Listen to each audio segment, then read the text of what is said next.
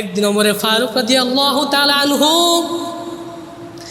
মদিনার প্রান্তে প্রান্তে রাস্তার ধারে ধারে ঘুরতেছেন।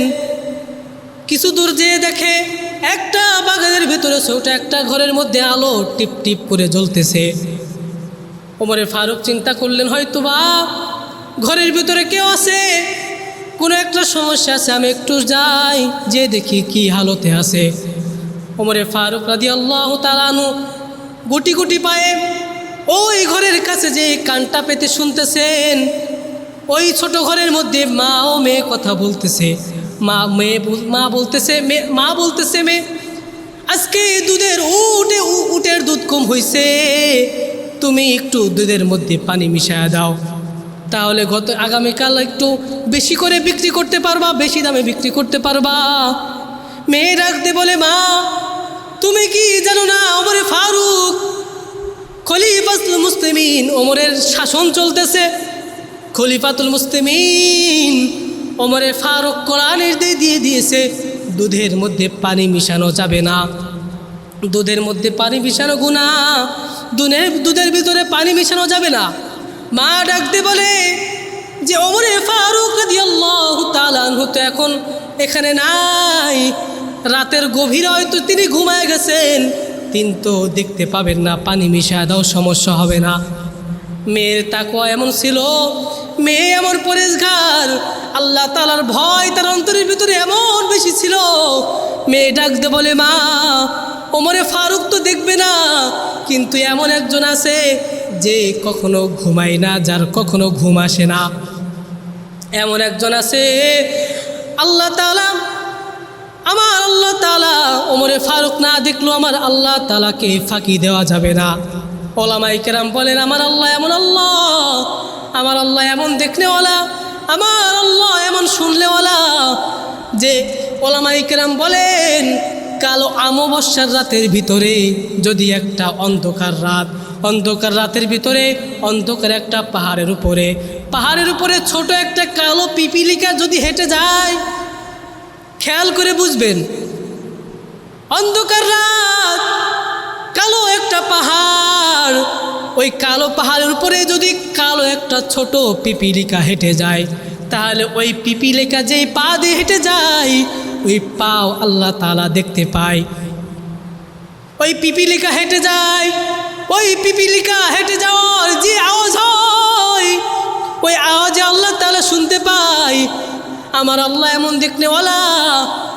মেয়ে বলতেছে, মা এখানে তো ওমর নাই, কিন্তু আল্লাহকে ফাঁকি দেওয়া যাবে না, আমি আল্লাহকে ফাঁকি দিয়ে আমি দুধে পানি মিশাইতে পারবো না। ওমরে ফারুক এই ঘটনা দেখার পরে, শোনার পরে ওমরে ফারুক কান্না করতে করতে দরবারে চলে গেছেন।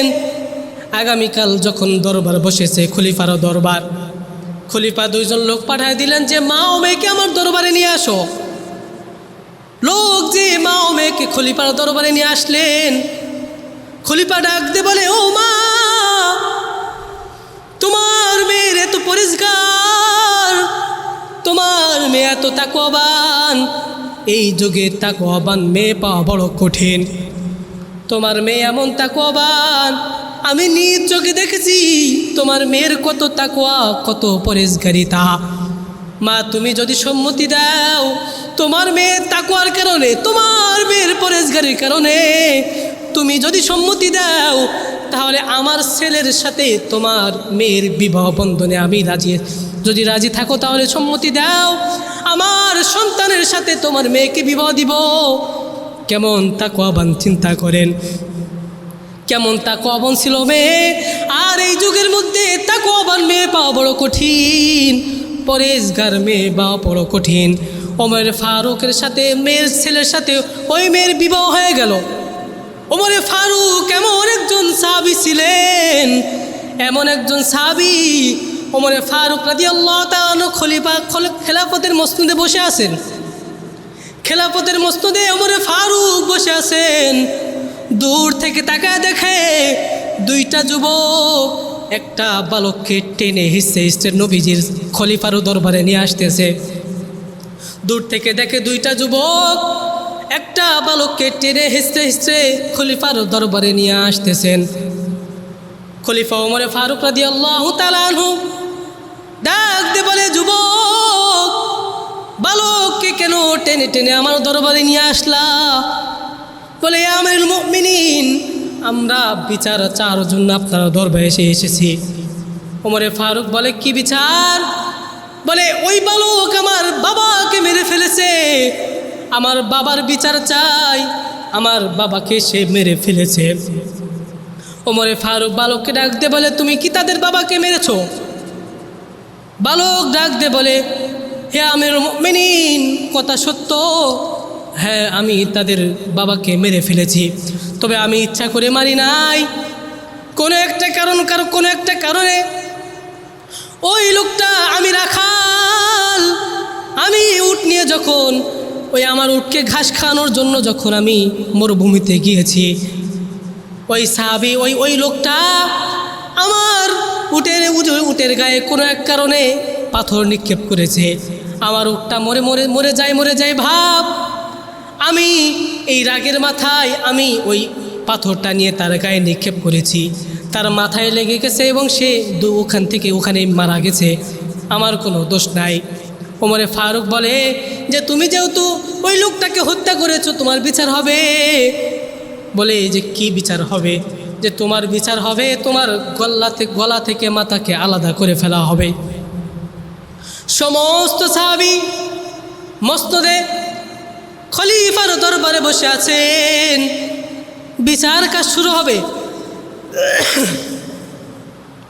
ওই সাহাবী, ওই ছোট্ট বালক ডাক দে বলে, আমিরুল মুমিনিন, আমাকে 3টা দিন সময় দেন, আমি 3টা দিনের ভিতরে চলে আসব। ওমরে ফারুক বলে, তুমি কেন 3টা দিন সময় চাও? বলে, আমার একটা ছোট ভাই আছে, আমার একটা জায়গায় কিছু সম্পদ লোকানো আছে, আমি ওই সম্পদগুলো নিয়ে আমার ছোট ভাইয়ের হাতে তুলে দিয়ে আমি আবার চলে আসব। ওমরে ফারুক বলে, তুমি যে আবার আসবা তার কি গ্যারান্টি কি? তুমি তো অপরাধী, তুমি তো গেলে আর ফিরে আসবা না, তুমি যে ফিরে আসবা তার তো গ্যারান্টি নাই। তুমি যদি এই মজলিসের মধ্যে থেকে কাউকে জিম্মাদারি করে যাও যে তুমি যদি 3 দিনের ভিতরে না আসো, তাহলে যাকে জিম্মাদারি করে যাবা তোমার বদলতে তার মাথাকে ফেলাই গর্দান উঠাই দেওয়া হবে।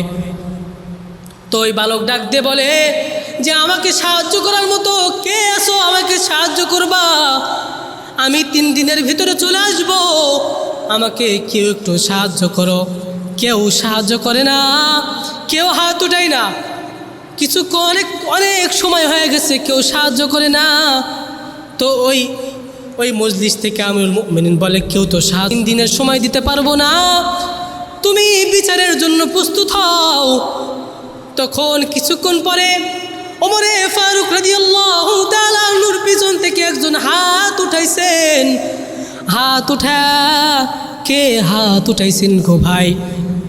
আমিরুল মুমিনিন পিছনে দেখে এমন একজন হাত উঠাইছে, নবীজির কলিজার সাহাবী আবু যার গিফারি রাদিয়াল্লাহু তাআলা আনহু হাত উঠাইছে। আবু যার গিফারি ডাক দিয়ে বলে, ইয়া রাসূলুল্লাহ। আবু যার গিফারি ডাক দিয়ে বলে, হে আমিরুল মুমিনিন, বালককে ছেড়ে দেন, আমি তাকে 3 দিনের জিম্মাদারি নিলাম, সে যদি 3 দিনের ভিতরে না আসে তাহলে আমার কল্লা কেটে ফেলাবেন। বালক দৌড় দিয়ে চলে গেল। 1 দিন চলে যায়, বালক আসে নাই। 2 দিন চলে যায়, বালক আসে নাই। 3 দিনের দিন বিকাল হয়ে গেছে, বালক আসে নাই। আমিরুল মুমিনিন ডাক দিয়ে বলে, হে আবু যার, বালক হয়তো আর আসবে না, তুমি বিচারের জন্য প্রস্তুতি নাও, তোমার কল্লা ফালায় দেওয়া হবে। আবু যার গিফারি ডাকতে বলে, আমিরুল মুমিনিন, সন্ধ্যা পর্যন্ত সময় দেন, সন্ধ্যার ভিতরে যদি না আসে তাহলে আমার কল্লাটা ফালায়া দিবেন। সন্ধ্যা পর্যন্ত সময় দেওয়া হলো। বিকাল শেষ হয়ে মাগরিবের কাছাকাছি হয়ে গেছে। দূর থেকে দেখা যায় বালক দৌড়াইতে খলিফার দরবারে আসতেছে। হাঁপাইতে খলিফাতুল মুসলিমিন ওমরে ফারুক রাদিয়াল্লাহু তাআলা আনহুর সামনে দাঁড়ায় বলে, হে আমিরুল মুমিনিন, আমার বিচার শুরু করেন, আবু যার গিফারিকে ছেড়ে দেন। ওমরে ফারুক ডাকতে বলে, তোমাকে 3 দিন সময় দিয়েছি, তুমি চলে গেছো, তুমি তো আর নাও আসতে পারতা, তুমি কেন আসছো? তুমি তো না আসলে তোমাকে কেউ খোঁজ করতো না, তুমি কেন আসছো? বালক ডাকতে বলে যে আমি আমার ইসলামের সৌন্দর্যকে ধরে রাখছি, আমার নবীজির যে আদর্শ শিখে গেছে ওই আদর্শের উপরে আমি অটল আছি। বলে কেমন আদর্শ? যে আমি আবার ফিরে এসেছি, যাতে আমি যদি ফিরে না আসতাম তাহলে বিধর্মীরা, অন্য ধর্মের লোকরা বলি করতো যে একজন মুসলমান বিপদে পড়েছে আর একজন মুসলমান ওই বিপদে ওই মুসলমানের সাহায্য করেছে, যাকে সাহায্য করেছে ওই লোকটা ওই মুসলমান তার মুসলমান ভাইকে বিপদে ফেলায় আসে পালায়া গেছে। এই কথা যাতে কেউ না বলতে পারে এজন্য আমি চলে এসেছি। ওমরে ফারুক রাদিয়াল্লাহু তাআলা আনহু আবু যর গিফারি রাদিয়াল্লাহু তাআলা আনহুকে ডাকতে বলে যে আবু যর, এখানে তো কত মানুষ ছিল, কেউ জিম্মাদারি নিল না, তুমি কেন জিম্মাদারি হইলা? আবু যর গিফারি রাদিয়াল্লাহু তাআলা আনহু বলেন যে আমি আমার ইসলামের সৌন্দর্যকে ধরে রেখেছি, আমার নবীজি আমাদেরকে যে আদর্শ শিখে গেছে সে আদর্শের উপর অটল আছি। যে আমি যদি আজকে সাহায্য না করতাম, ওই বালককে যদি সাহায্য না করতাম, তাহলে বিধর্মীরা বলি করতো যে একজন মুসলমান বিপদে পড়েছে আর একজন মুসলমান তার পক্ষ নেয় নাই। কত শত মানুষ ছিল কিন্তু কেউ তার পক্ষ নেয় নাই। একজন মুসলমান বিপদে পড়েছে কিন্তু কেউ তার সাহায্য করলো না, এই কথা যাতে কেউ না বলতে পারে এই জন্য আমি তাকে সাহায্য করেছি।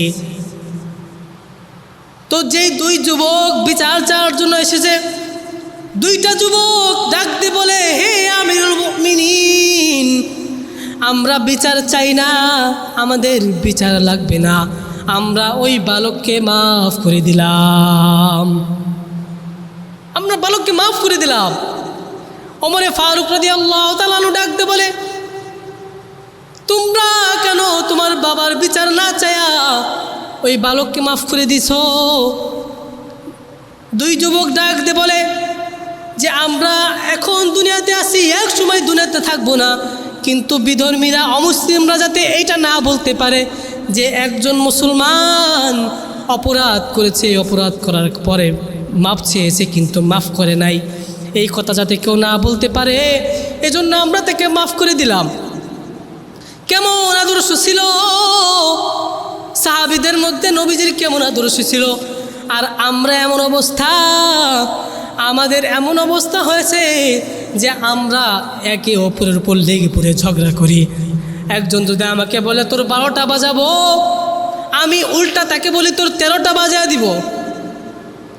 কেউ যদি আমাকে বলে যে তোর প্রতিশোধ নিব, সেও পাল্টা জবাব দেয় আমিও তো বসে থাকবো না, তোর প্রতিশোধ নিব। কিন্তু এটা তো রাসূলের আদর্শ নয়, এটা তো সাহাবীদের আদর্শ হতে পারে না।